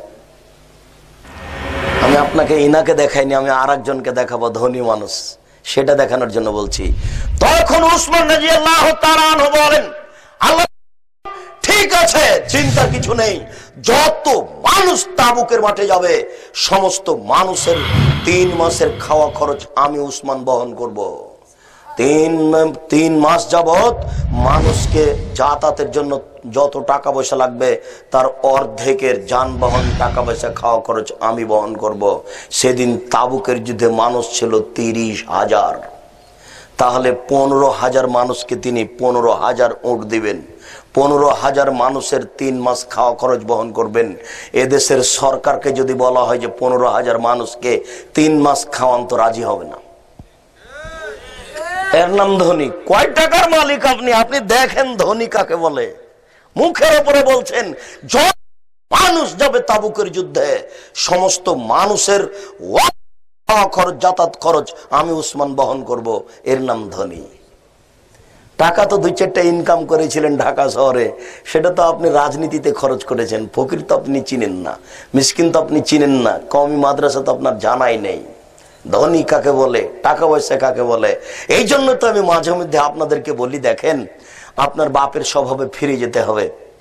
যে বাড়িটিতে আমরা অপেক্ষা করছিলাম সে বাড়িটা সরকার বাড়ি। তার মানে আমি জানতে পারলাম যে এই বাড়িতে বড় বড় আলেম ওলামা আগে আসতেন। আমি অবশ্য শুনেছি এ নামে। তো ওই বাপ দাদার আত্মীয় স্বজনের উপরের যারা বেঁচে ছিলেন তাদের বৈশিষ্ট্য ধরে রাখতে হবে, সেটা খুবই কঠিন। সেই বৈশিষ্ট্য ধরে রাখতে হবে, সেটা খুবই কঠিন। আল্লাহ রাসূল বলছেন যে জান্নাতের ভিতরে খুব দামি দামি ঘর আছে, এত দামি ঘর আছে, যার বাহির থেকে ভিতর দেখা যায়, ভিতর থেকে বাহির দেখা যায়। এত স্বচ্ছ উন্নত মানের পদার্থের হীরা মুক্তা মাণিক্য দ্বারা তৈরি, যার বাহির থেকে ভিতর দেখা যায়, ভিতর থেকে বাহির দেখা যায়। তখন সাহাবীগণ বলেন, আল্লাহ রাসূল, লেমান হাজেহি, এত দামি জান্নাত কে পাবে? এসব দামি জান্নাত কে ভোগ করবে? তখন তিনি 1 নম্বরে বললেন, লেমান আলানাল কালামা, যার মুখের ভাষা নরম। 2 আতআমাত তামা, যে ফকির মিসকিন দুস্থ গরিবকে খেতে দেয়। 3 আদামা সিয়ামা, যে নফল সিয়াম আদায় করে। 4 অসাল্লা বিল্লাহি ওয়ান নাস নিয়াম, মানুষ যখন ঘুমিয়ে তখনও সালাত আদায় করে, তাহাজ্জুদ পড়ে, এরাই পাবে ওই দামি জান্নাত। 2 নম্বরে আছে ফকির মিসকিন দুস্থ গরিবকে খাওয়ার দেয়। কেন আপনি আপনার বাপের স্বভাবে ফিরে যাবেন না? আপনার দাদার বৈশিষ্ট্য আপনি কেন ফিরে যাবেন না? আপনারা ছিলেন 10-12 ভাই বোন, 5 ভাই 5 বোন, এ হলো 10 জন। আর আপনার বাপের একটা অভ্যাস ছিল ফকির ধরে নিয়ে আসা মসজিদ থেকে। তো রাতে 2 জন ফকির ধরে নিয়ে এসেছেন, আর আপনাদের বাড়িতে ছিল 3 জন কিষান কামলা, তাহলে 2 জন আর 3 জন, এ হলো 5 জন। আর আপনারা আছেন 10 জন, 15 জন, আর আপনার বাপ আর মা এ হলো 17 জন। এই 17 জনের ভাত রান্না করতো আপনার মা ঢেঁকিতে ধান ভেঙে। কোনো অসুবিধা হয়নি, কোনো দিন আপনার মা ভারী মনে করেনি, কোনো দিন ভারী মনে করেনি। বরং একটা ফকির যখন দরজায় এসেছে তখন আপনার মা আপনাকে বলেছে, বেটা ওকে একটু বসিয়ে রাখ, গরিব মানুষ, কিছু খায়নি, ওকে পাঠিয়ে দিস না, একটু খাবার দে, সেটা খেয়ে চলে যাবে। কোন মেহমান এসেছে তো চট করে বলছে, মেহমানকে একটু বসতে দে, আমরা একটু ভাত রান্না করে দিচ্ছি, একটু থামতে বল। তাড়াহুড়া করে আপনার মা উঠে ভাত রান্না করেছে, একটুকু ভারী লাগেনি। আর আজকে রান্নাঘরেই রয়েছে আপনার ওই চুলা, গ্যাসের চুলা, আর ওখানে রয়েছে ফ্রিজ, সবকিছু রেডি। আমি যদি মেহমান হিসাবে রাতে যাই আপনার বাসায়, আপনার স্ত্রী বলে, হ্যাঁ তুমি রাতে মেহমান নিয়ে এসেছো, তুমি হোটেলে খাওয়িয়ে নিয়ে আসতে পারো না? ওগুলো কে এখন করবে? রাতে রান্না বান্না করবে।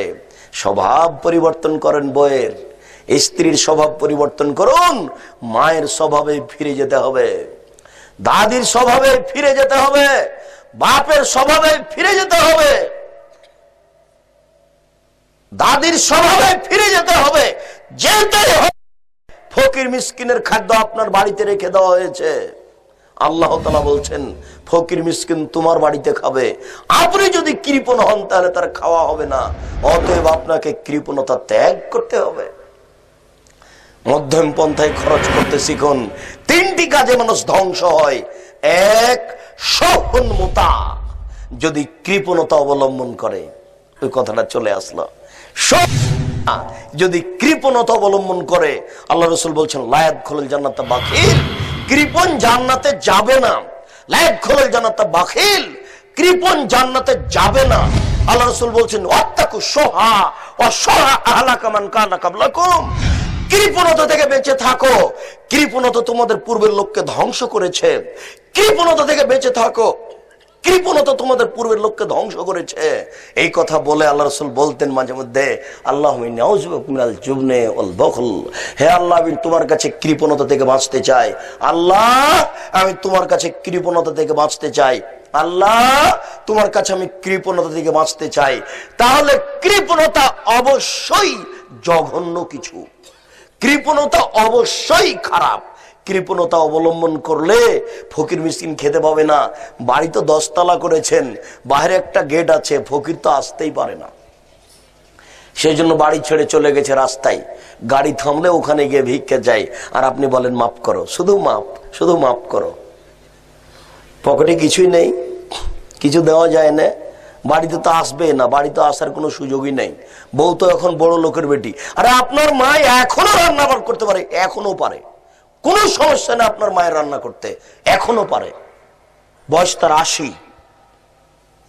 আপনি এখন বলেন ফিরিয়ে দিবে না মেহমানকে, না বেটা ফিরিয়ে দিও না, আমি নিজে রান্না করে দিচ্ছি, তুমি ফকিরকে খাবার দাও।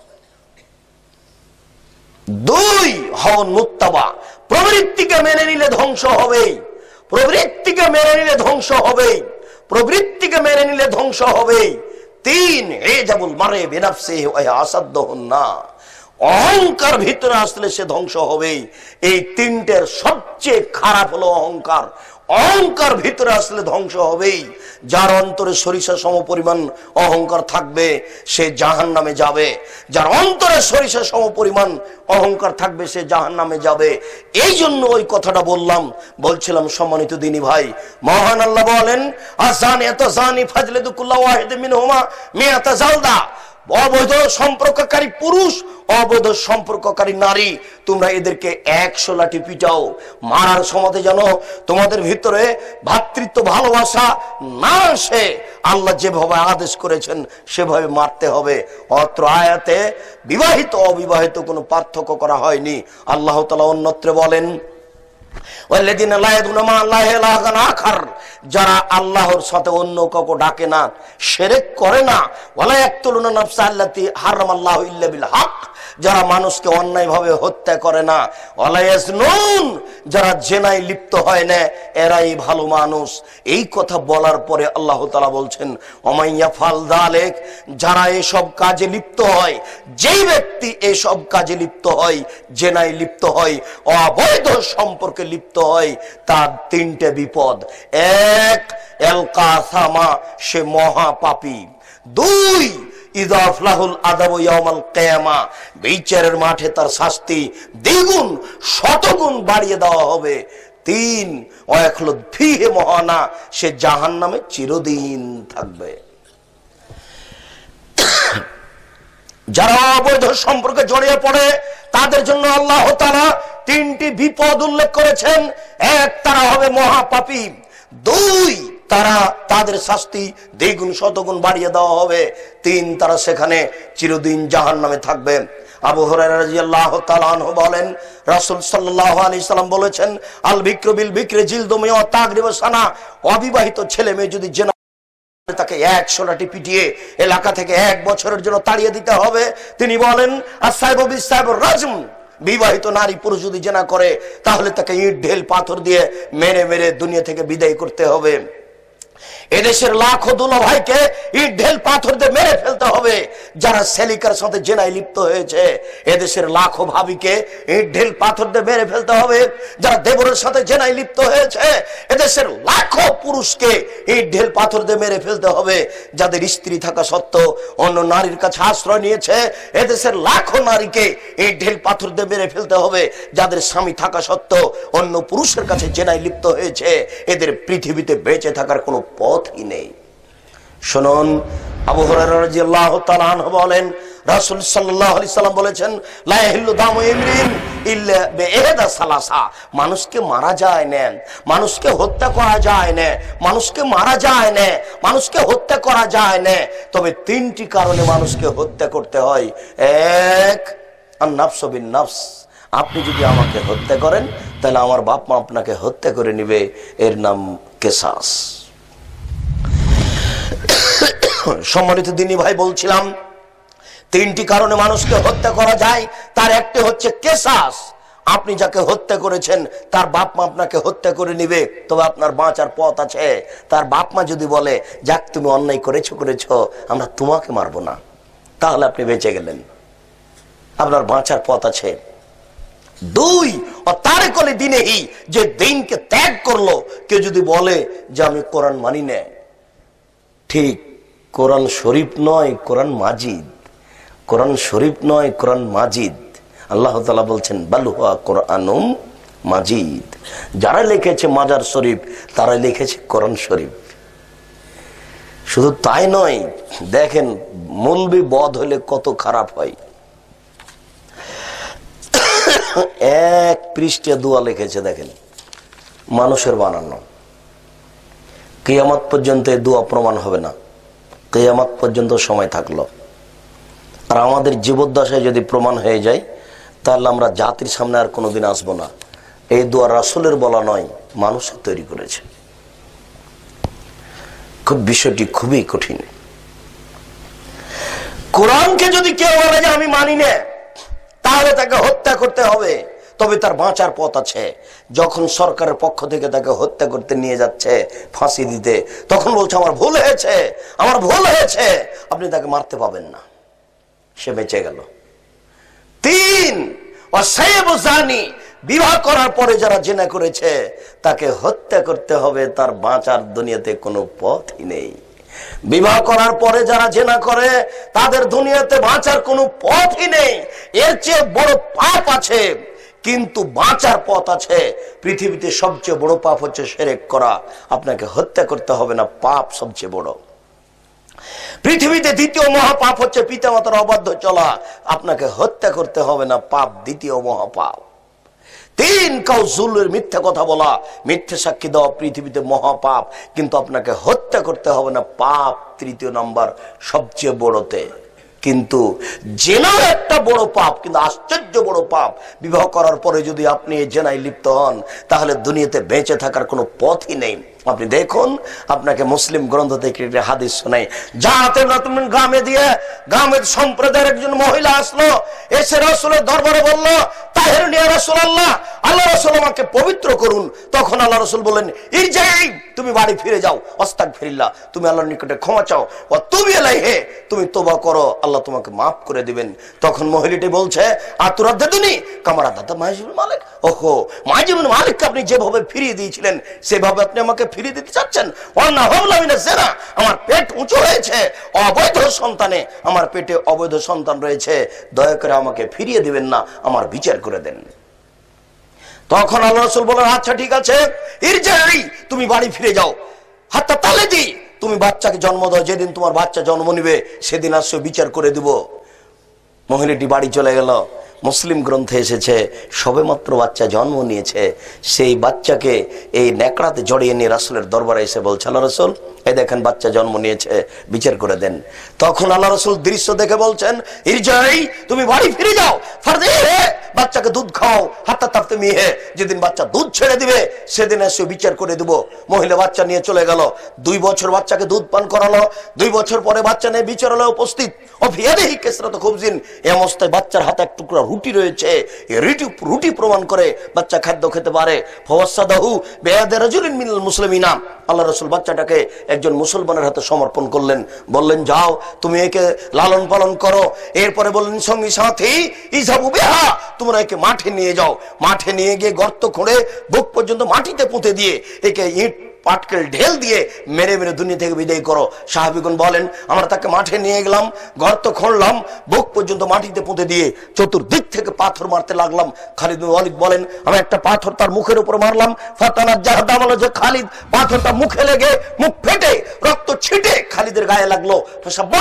খালিদ তাকে গালি দিয়ে বসলেন, ছিছি, একজন জেনাকারিনী মহিলার গায়ের রক্ত আমার গায়ে লাগলো, এরকম কিছু বলে তিনি গালি দিলেন। আল্লাহ রাসূল বললেন, বলেন খালিদ, খালিদ থামো, তুমি একে গালি দিও না। লাকাদ দাওয়াত লাহু দাওয়া সাহেব ওয়াকসিন না গোবেরা লাহু, এই মহিলা এত তওবা করেছে, আল্লাহর দরবারে তো ক্ষমা ভিক্ষে চেয়েছে, এরূপ তওবা যদি কোনো বড় থেকে বড় পাপী চাই তাহলে তার পাপকে ক্ষমা করা হবে। খালিদ, আসলে একে ক্ষমা করা হয়েছে খালিদ, তাই তো তিনি জানাজা করলেন, কাফন দাফন করলেন, তিনি সবকিছু করলেন, ক্ষমা হয়ে গেছে ঘোষণা দিয়ে দিলেন, কিন্তু তিনি তার শাস্তি মাফ করলেন না।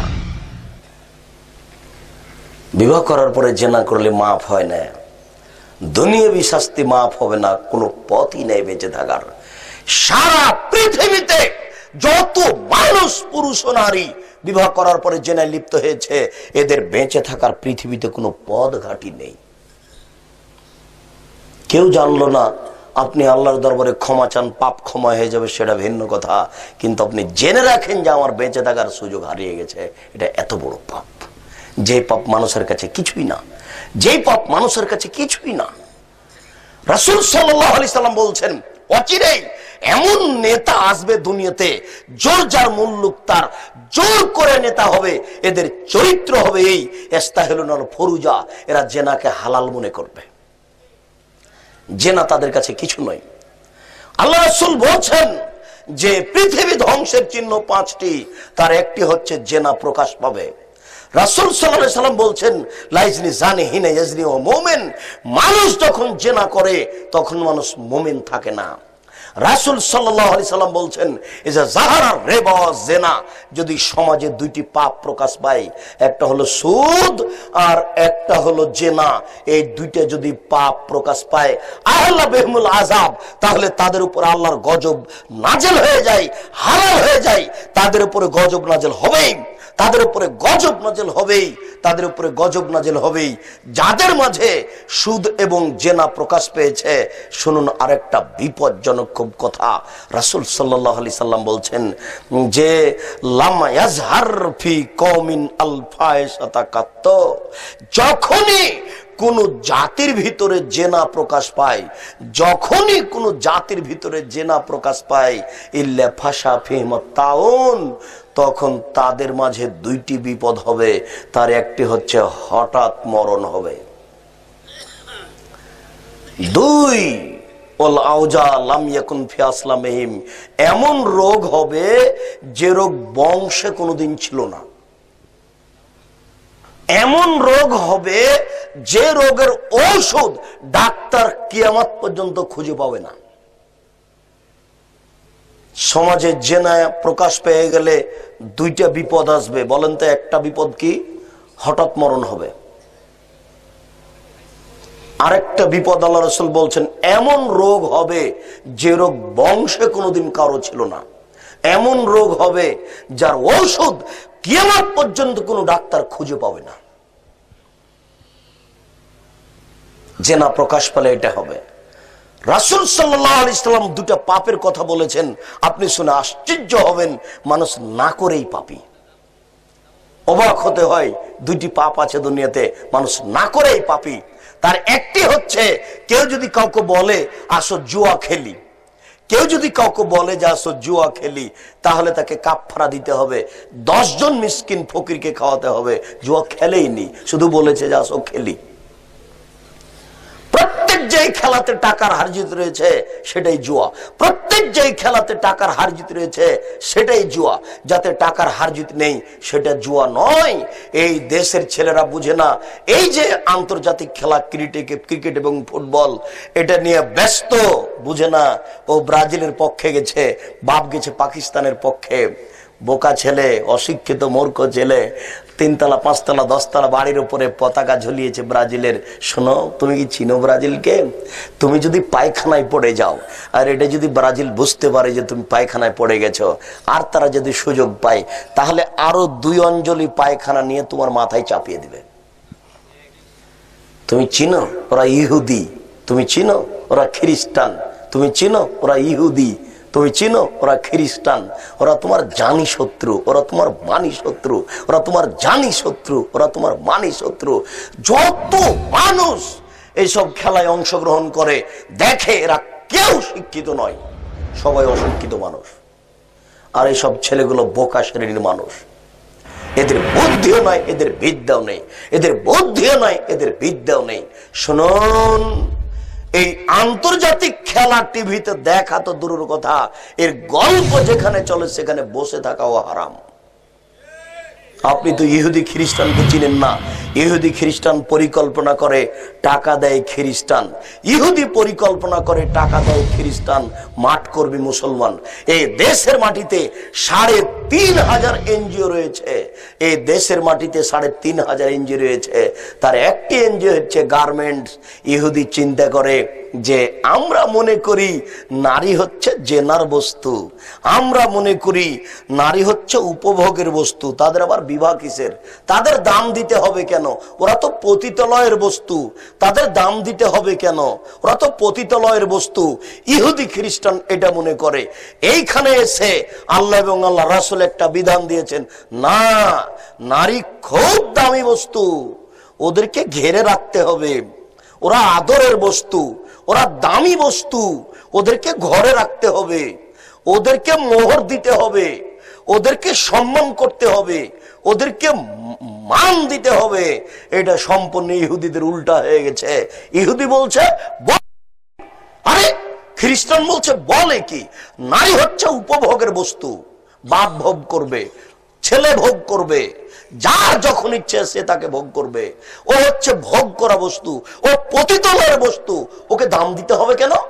হিন্দুরা যেমন দেয়নি, ইহুদি তেমন দেয়নি, খ্রিস্টান তেমন দেয়নি, জাহেলিয়াতের যুগে তেমন দেয়নি।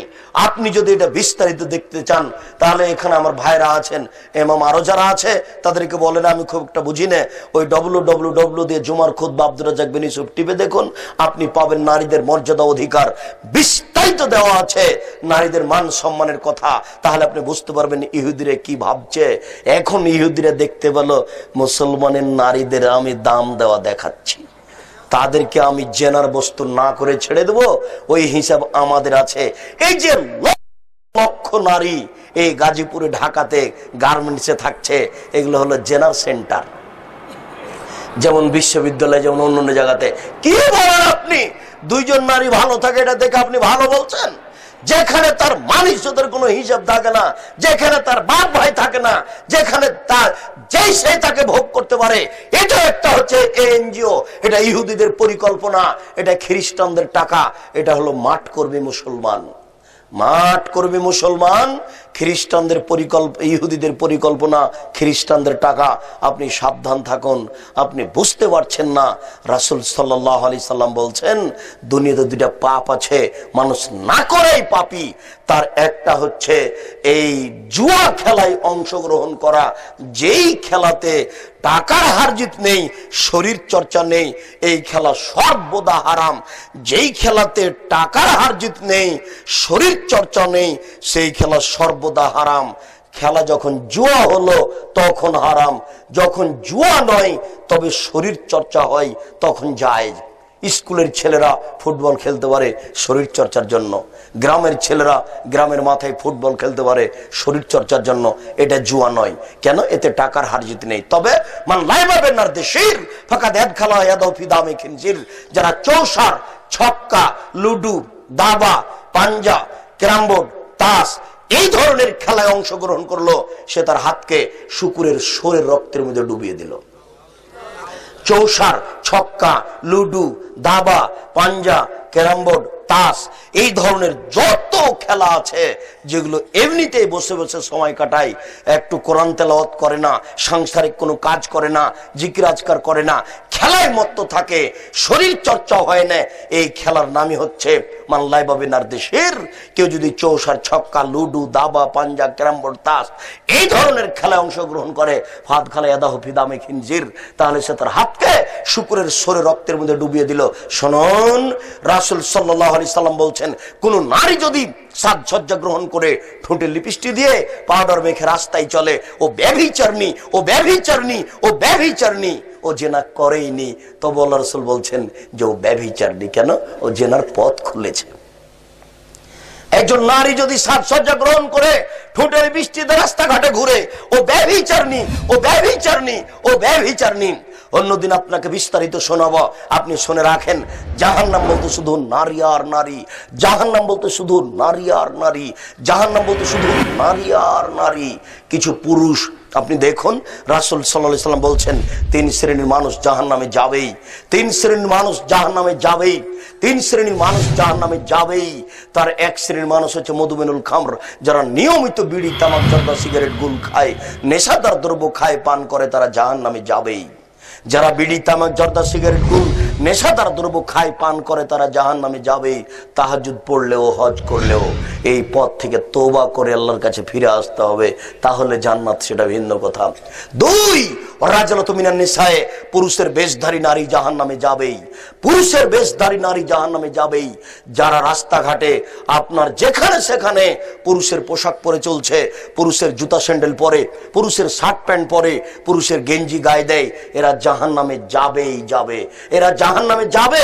শুধু এরা কেন, যারা স্বাভাবিক পোশাকে রাস্তাঘাটে চলছে এরাও জাহান্নামে যাবে, যারা স্বাভাবিক ভাবে রাস্তাঘাটে চলছে এরাও জাহান্নামে যাবে। দেখেন আল্লাহ রাসূলের বাক্য শুনে আপনি অবাক হবেন। আমি অনুবাদ করে শোনাচ্ছি, শুনলে আপনি মনে করবেন যে মনে হচ্ছে যেন আপনার বাড়ির সাথে হুবাহু মিলে আছে। আল্লাহ রাসূল বলছেন, নেসাউন, মহিলা, কাসিয়াতুন, কাপড় পরে থাকে, আর এতুন, উলঙ্গ। দেখেননি আপনার স্ত্রী উলঙ্গ হয়ে আছে? আপনার চোখ পড়েনি কোনোদিন? ওই যে ছোট ব্লাউজ পরে আছে, পেট পিট দেখতে পাওয়া যায়, এটাই তো উলঙ্গ পোশাক। আপনি দেখেননি আপনার মেয়ে উলঙ্গ হয়ে আছে, যে ফতোয়া গায়ে দিয়ে কলেজে যায়? ওই যে এখনো রাত এখন গভীর হয়ে আছে, আপনি দেখেন ঢাকা শহরে, গাজীপুরে এখনো রাস্তাঘাটে মেয়ে হাঁটছে। কেন? ও কি হিন্দুর মেয়ে? ও মুসলমানের বাচ্চা নয়। ও কি ইহুদির মেয়ে? ও কি খ্রিস্টানের মেয়ে? ও হলো কাপুরুষের মেয়ে, ও হলো কাপুরুষের বাচ্চা, যার শরীরে পুজ আছে, যার শরীরে রক্ত নেই। জন্ম দিতে পারলেই বাপ হওয়া যায় না, জন্ম দিতে পারলেই বাপ হওয়া যায় না, প্রসাব করাতে পারলেই মা হওয়া যায় না। বাপ হওয়ার জন্য আবু বকর সিদ্দিককে দেখতে হবে। আবু বকর সিদ্দিক খোলা মাঠে দিন দুপুরে জামায়ের সামনে পৃথিবীর সবচেয়ে বড় শিক্ষিতা বুদ্ধিমতী নারী আয়েশা, তাকে 2-3 কিল লাগিয়ে দিলেন, থাপ্পড় লাগিয়ে দিলেন। পৃথিবীর সবচেয়ে বড় শিক্ষিত নারী আয়েশা, পৃথিবীর সবচেয়ে বড় সম্মানী মানুষ হচ্ছেন আয়েশার স্বামী মুহাম্মদ সাল্লাল্লাহু আলাইহি সাল্লাম, পৃথিবীর সবচেয়ে বড় সম্মানী মানুষ হচ্ছেন আবু বকর সিদ্দিক রাদিয়াল্লাহু তাআলা আনহু। তিনি মেয়েকে মেরে দিলেন, দিন দুপুরে মেয়েকে মেরে দিলেন, প্রায় 1400 মানুষের সামনে মারলেন, জামাইয়ের সামনে মারলেন, বিবাহদারী বেটিকে মারলেন, পূর্ণ যুবতী মেয়েকে মারলেন। এত বড় বাপে এত বড় বেটিকে, এত বড় মেয়ের জামাইয়ের সামনে খোলা মাঠে দিন দুপুরে মেরে দিলেন। ভুল কোথায় মেয়ে হারিয়ে দিয়েছে একটু খেয়াল করেননি, সেই জন্য তিনি মেরে দিলেন। আর আপনার মেয়ে রাত 10টায় শহরে ল্যাংড়া হয়ে ঘুরে বেড়াই। আপনি আমার বাপ, আপনার মতো কাপুরুষ পিতে বেঁচে থাকার চেয়ে না থাকা অনেক গুণে ভালো। আপনার মতো কাপুরুষ পিতে, আপনার মতো কাপুরুষ পিতে বেঁচে থাকার চেয়ে না থাকা অনেক গুণে ভালো। মেয়ে জন্ম দিয়েছেন, কাজ করে খাওয়ান। টাকা বেশি আছে, ব্যবসা করে খাওয়ান। টাকা কম আছে, কলা বিক্রি করে বেটিকে খাওয়ান। টাকা কম আছে, চকলেট বিক্রি করে বেটিকে খাওয়ান। তাও যদি না পারেন, দিন মজুরি করে বেটিকে খাওয়ান। যদি দিন মজুরি করে খেতে না পারেন, ভিক্ষা করে খেয়ে বেটিকে খাওয়ান। বেটি বাইরে যাবে কেন? জন্ম দিয়েছেন, কোনো পথ নাই, ভিক্ষা করে বেড়ান। ভিক্ষা করে করে মেয়েকে খাওয়াতে হবে, মেয়ে বাইরে যাবে কেন? জন্ম দিয়েছেন আপনি, আর দেখবো আমি? কে আপনাকে হিসাব দিল? জন্ম দিতে পারলেই বাপ হওয়া যায় না, প্রসাদ পারলে মা হওয়া যায় না। আপনি সাবধান থাকুন।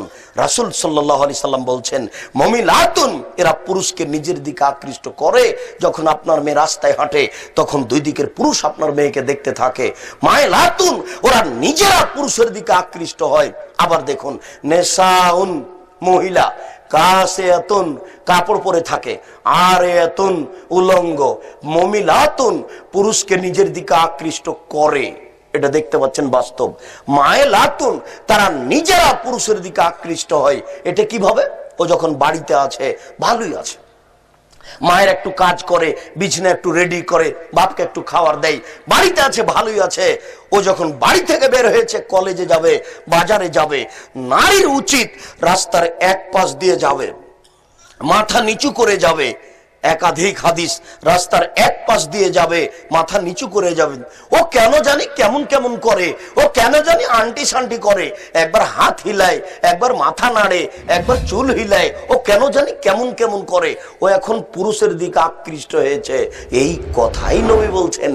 আবার শুনুন, নেসাউন মহিলা কাসেয়াতুন কাপড় পরে থাকে, আরেয়াতুন উলঙ্গ হয়ে থাকে, মমিলাতুন পুরুষকে নিজের দিকে আকৃষ্ট করে, মায়েলাতুন পুরুষের দিকে নিজেরা আকৃষ্ট হয়। লায়াদখুলুল জান্নাহ, এরা জান্নাতে যাবে না, এরা জান্নাতে যাবে না, জান্নাতে তো যাবে না, যাবেই না, জান্নাতে তো যাবে না, যাবেই না। ওয়ালা ইয়াজিদনা রিহাহা, জান্নাতের গন্ধ পাবে না, যে গন্ধ তুজাদু মিন মাসিরাতে কাদা ওয়া কাদা, 1 বছরের দূরত্ব পথ থেকে পাওয়া যায়, এটা জান্নাত। এখান থেকে একটা দ্রুতগামী ঘোড়া দৌড়াতে লাগলো, 1 বছর দৌড়িয়ে যত পথ যাবে, আপনি যদি পথের মাথায় দাঁড়ান তাহলে আপনি জান্নাতের গন্ধ পাবেন। কিন্তু এই নারী জান্নাতে তো যাবে না, যাবে না, জান্নাতের গন্ধও পাবে না। আপনি বুঝতে পারছেন না নারীর বিষয়টি কি। রাস্তাঘাটে যেভাবে দেখছেন আপনার অবাক হওয়া উচিত। দুঃখিত, শুনুন, রাসূল সাল্লাল্লাহু আলাইহি সাল্লাম বলছেন, আমি ঘুমিয়েছিলাম, হঠাৎ করে 2 জন মানুষ আমার পাশে এসে, একজন ডান বাহু ধরলো, একজন বাম বাহু ধরলো, ধরে নিয়ে চলে যাচ্ছেন। ভাইজাবের জালেন, ভাইজাবে কমিন, দেখি অনেক মানুষ, হায় হায়, আসাদ ইন্তেকাফান, ফুলে ফেঁপে বিশাল আকৃতি ধারণ করে আছে, 30 হাত, 40 হাত, 50 হাত হয়ে উঁচু হয়ে মোটা মোটা হয়ে আছে। অন্তহরিহান, খুব দুর্গন্ধ, দুর্গন্ধের কারণে পাশে থাকা যায় না। কান্নাহুল মারাহিজ, মনে হচ্ছে তারা গ্রামের টয়লেট, মনে হচ্ছে তারা গণশৌচাগার, এত দুর্গন্ধ। আমার ডান দিক ধরলেন জিবরাইল, আমার বাম দিক ধরলেন মিকাইল, আমি ঘুমিয়েছিলাম। এইভাবে তারা 2 জন ধরে আমাকে নিয়ে চলে গেলেন। হঠাৎ দেখি অনেক মানুষ ফুলে ফেঁপে বিশাল আকৃতি ধারণ করে আছে, খুব গন্ধ, গন্ধে টিকা যায় না, মনে হচ্ছে গণশৌচাগার, মনে হচ্ছে গ্রামের টয়লেট, মনে হচ্ছে খোলা পায়খানা, টিকা যায় না। আমি বললাম, জিবরাইল মানাহাউলায়, হায় হায়, এরা কারা? জিবরাইল বললেন, অহমুজ জনাতা জাওয়ানি, এরা হচ্ছে ব্যভিচার, ব্যভিচারনি। ভেবে দেখুন বিষয়টি, চিন্তা ভাবনার। শামর ইবনে জুনদুব রাদিয়াল্লাহু তাআলা আনহু বলেন, রাসূল সাল্লাল্লাহু আলাইহি সাল্লাম বলেছেন, একদা জিবরাইল আমার ডান হাত ধরলেন, মিকাইল আমার বাম হাত ধরলেন, ধরে আমাকে টেনে নিয়ে যাচ্ছেন। ফাতাইনা নালম নাকবিল মিসলিত তান্নুর আলা হুজাইকুন আসফালু আছে। হঠাৎ একটা গর্তের পাশে চলে আসলাম। সেই গর্তটা চুলার মতো মনে হচ্ছে, উপরের দিক সংকীর্ণ, নিচের দিক প্রশস্ত, উপরের দিক সংকীর্ণ, নিচের দিক প্রশস্ত। তাওয়াক্কুতা হতো নার, ভিতরে ধা ধা ধা ধা করে আগুন জ্বলছে। ভাইজা ইরতাফাত ইরতাফাউ কাদা একরাজু মিনহা, যখন আগুন জোরে জ্বলে উঠছে, ওর ভিতরে যা কিছু আছে সব উপরে চলে যাচ্ছে, মনে হচ্ছে যেন বের হয়ে যাবে। ভাইজা খামেদাত রাজাউ ফিহা, আর যখন আগুনটা একটু কমে যাচ্ছে, সবকিছু ভিতরে চলে যাচ্ছে, দেখি সেখানে রেজালুন অনিসাউন ওরাতুন, নারী পুরুষ উলঙ্গ হয়ে জমা লেগে আছে, ধাঁধা ধাঁধা করে আগুনে জ্বলছে, নারী পুরুষ উলঙ্গ হয়ে জমা লেগে আছে, দেখি তার ভিতরে এইভাবে জ্বলছে। আমি বললাম, জিবরাইল মান হাওলায়, এরা কারা? জিবরাইল বললেন, অহমুজ জনাতা জাওয়ানি, তারা ব্যভিচার, ব্যভিচারনি। যারা জেনায় লিপ্ত হবে তারা এইভাবে জমা লেগে থাকবে আর আগুনে জ্বলবে। রাসূল সাল্লাল্লাহু আলাইহি ওয়াসাল্লাম বলেছেন যে জেনাকারিনী মহিলার লজ্জা স্থানের গন্ধে জাহান্নামীরা জাহান্নামে টিকতে পারবে না। কে সব দাম দেয় কথা? রাসূল সাল্লাল্লাহু আলাইহি ওয়াসাল্লাম বলেন, ইন্নাল্লাহা ইয়াদুরু মিন খালকিহি, নিশ্চয় আল্লাহ তাআলা মানুষের নিকটে থাকেন, নিশ্চয় আল্লাহ তাআলা মানুষের নিকটে থাকেন, নিশ্চয় আল্লাহ তাআলা মানুষের নিকটে থাকেন। একফিরু মা ইস্তাগফিরু, যে ক্ষমা চায় তাকে ক্ষমা করে দেন, যে ক্ষমা চায় তাকে ক্ষমা করে দেন। ইল্লাল বাগিন বিফারজিহা, তবে যার অবৈধ সম্পর্ক আছে তাকে আল্লাহ ক্ষমা করেন না, তার দোয়া কবুল হয় না। যুবক, তোমাকে আবার হাদিস শোনাই, তোমাকে মূলত শোনাতে এসেছি, তোমাকে মূলত শোনাতে এসেছি। তুমি মনে রেখিও, তোমার বোন মনে রাখে যেন, জাতির যুবক যুবতী যেন মনে রাখে, রাসূল সাল্লাল্লাহু আলাইহি সাল্লাম বলেন, নিশ্চয় আল্লাহ মানুষের সাথে থাকেন, নিশ্চয় আল্লাহ মানুষের সাথে থাকেন, নিশ্চয় আল্লাহ মানুষের সাথে থাকেন। একফির মান ইস্তাগফির, যে ক্ষমা চায় তাকে আল্লাহ ক্ষমা করে দেন, যে ক্ষমা চায় আল্লাহ তাকে ক্ষমা করে দেন, যে ক্ষমা চায় আল্লাহ তাকে ক্ষমা করে দেন। ইল্লাল বাগিন বিফারজিহা, তবে যার অবৈধ সম্পর্ক আছে তাকে ক্ষমা করেন না। যুবক, তুমি ম্যাট্রিক পরীক্ষা দিয়েছো, আল্লাহর দরবারে খুব প্রার্থনা করছো, আল্লাহ আমার রেজাল্টটা যেন ভালো হয়, আল্লাহ আমার রেজাল্টটা যেন ভালো হয়, কিন্তু তোমার আরেকজন যুবতীর সাথে মোবাইলে গল্প চলে। তুমি বিশ্বাস করো, যতদিন পর্যন্ত তোমার মোবাইলে গল্প চলছে ততদিন পর্যন্ত তোমার দোয়া কবুল হবে না, তোমার পাপ ক্ষমাও হবে না। তোমার মা তাহাজ্জুদ পড়ে, বোরখা পরে চলে, তোমার বাপ যখন থাকে না তখন তোমার মা মোবাইলে আরেকজনের সাথে গল্প করে। তোমার মা যতই তাহাজ্জুদ পড়ুক, তোমার জন্য ফার্স্ট ক্লাসের জন্য, আপনার ওই জিপিএ 5 এর জন্য দোয়া করছে, তোমার মায়ের দোয়া কবুল হবে না। দোয়া কবুলের জন্য আগে পথ বন্ধ করতে হবে, তারপর কোন কথা। দোয়া কবুলের জন্য এই পথ বন্ধ করতে হবে, তারপর কোন কথা।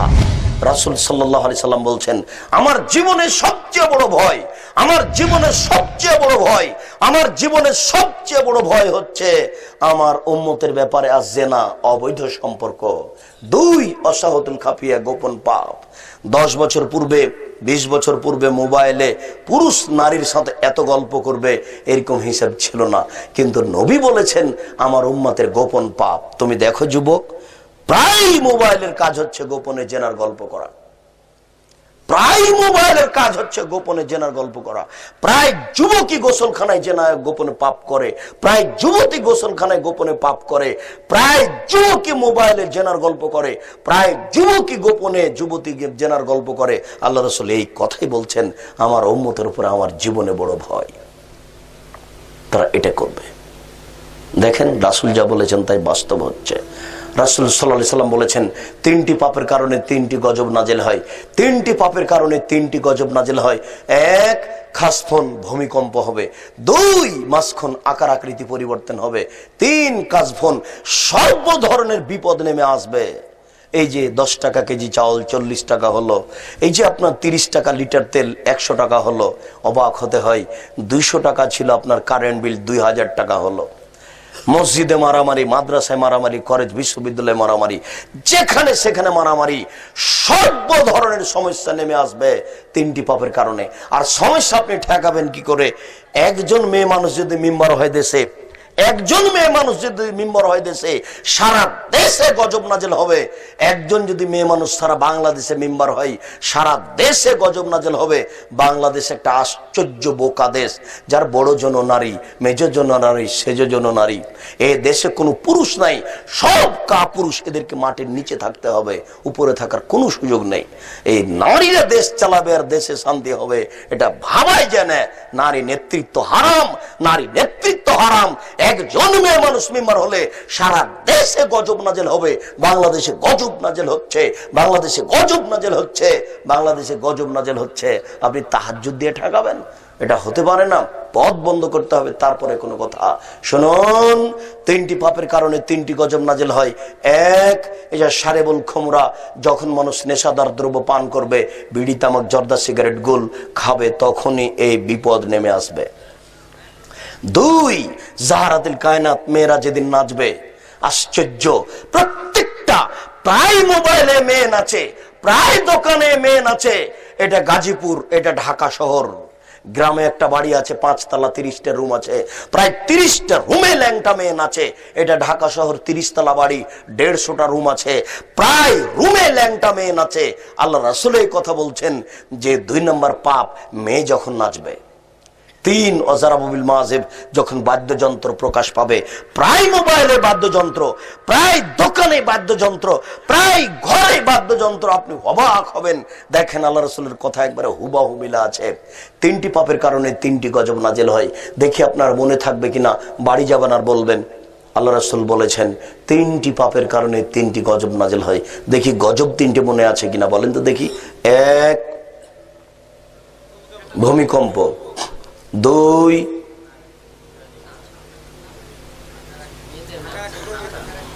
2, আকার আকৃতি পরিবর্তন। 3 সর্বধরনের সমস্যা। এগুলো গজব 3টা আগে সিরিয়াল দেন, পাপ 3টে পরে।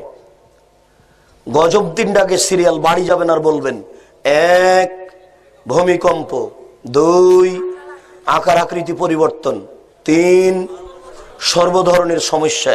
এই 3টি হলো গজব। এবার পাপ: 1 নেশাদার দ্রব্য পান করা, 2 মেয়েদের নাচ গান, 3 বাদ্যযন্ত্র। মনে থাকে যেন, 1 নেশাদার দ্রব্য পান করা, 2 মেয়েদের নাচ, 3 বাদ্যযন্ত্র। 10 বছরের ছেলে রাস্তায় হাঁটছে, বাজছে তার কাছে কি না, তো MP3, ওইও জানে না, তার বাপও জানে না কি বাজনা চলছে। অবাক হতে হবে। শুনুন সম্মানিত দিনী ভাই, বিষয়টি ভাবার জন্য অনুরোধ করে বাকি অংশ আজকের জন্য আলোচনা না করে অন্যদিন বিস্তারিত পেশ করব। আজকের সংক্ষিপ্ত এখানে শেষ করতে যাচ্ছি। আমাদের রাস্তা অনেক দূর, সময় সাপেক্ষে আমরা বিষয়ভিত্তিক আলোচনা করব। এমনি আপনি পিস টিভিতে বিস্তারিত আলোচনা দেখতে পারেন, ইন্টারনেটে অনেক বক্তব্য আছে, সেগুলি দেখতে পারেন, ক্যাসেটে দেখতে পারেন। আমরা জাতির কল্যাণ চাই। আল্লাহ, যারা আমাদের মারা গেছে তুমি তাদের কবরের শাস্তি মাফ করো। যারা আমরা অসুস্থ তাদের তুমি আরোগ্য দান করো। আমরা যারা বেঁচে আছি তুমি তাদেরকে তোমার রাসূলের পদ্ধতি অনুযায়ী চলার তৌফিক দান করো। আজকে আমরা যে গুরুত্বপূর্ণ আলোচনা শুনলাম এগুলি মেনে চলার তৌফিক দান করো। এই দাবি, এই দাওয়া, এই দোয়া তোমার দরবারে রেখে আজকের সংক্ষিপ্ত আলোচনা এখানেই শেষ করছি। সুবহানাকা আল্লাহুম্মা ওয়া বিহামদিকা আশহাদু আল্লা ইলাহা ইল্লা আনতা আস্তাগফিরুকা ওয়া আতুবু ইলাইক। আসসালামু আলাইকুম। কতগুলো জিজ্ঞাসা। যাব আব্দুল্লাহ বিন ফজল সাহেব চলে গেছেন, 4 ঘন্টা থেকে 11 ঘন্টা বক্তব্য দিতেন। চলে গেছেন, একটা বই লিখে গেছেন, ওটা আজও আছে। আমরা চলে যাব, বক্তব্য থেকে যাবে। মহতারাম আমিরে জামাত ডক্টর আসাদুল্লাহ আল গালের আপনাদেরকে সালাম দিয়েছেন। তিনি আপনাদের কাছে দোয়া চেয়েছেন, তিনি আপনাদের জন্য দোয়া করেন, তিনি আপনাদেরকে আত্মাহারিক পত্রিকা এবং সলাতুর রাসূল পড়ার জন্য অনুরোধ করেছেন। আর আমরা বিশেষভাবে আমি খাকসার অনেক বই আছে আপনার পরিবারকে সুন্দর করার জন্য, আদর্শ নারী, আদর্শ পুরুষ, আর এই দুয়ার বইটি কত দোয়া আছে, কোথায় হাত তুলে দোয়া করতে হবে, আর তাফসির কি মিথ্যা হতে পারে, এইগুলি আজকে সাথে আছে। 50 টাকা এমনিতেই খরচ হয়ে যায়। 50 টাকা একটা বই নিয়ে যদি নিজে না পড়েন আর একজন পড়লে আপনার নেকি হবে। এখানে যদি স্টেজে নিয়ে এসে থাকে স্টেজ থেকে নেন, আর যদি না নিয়ে এসে থাকে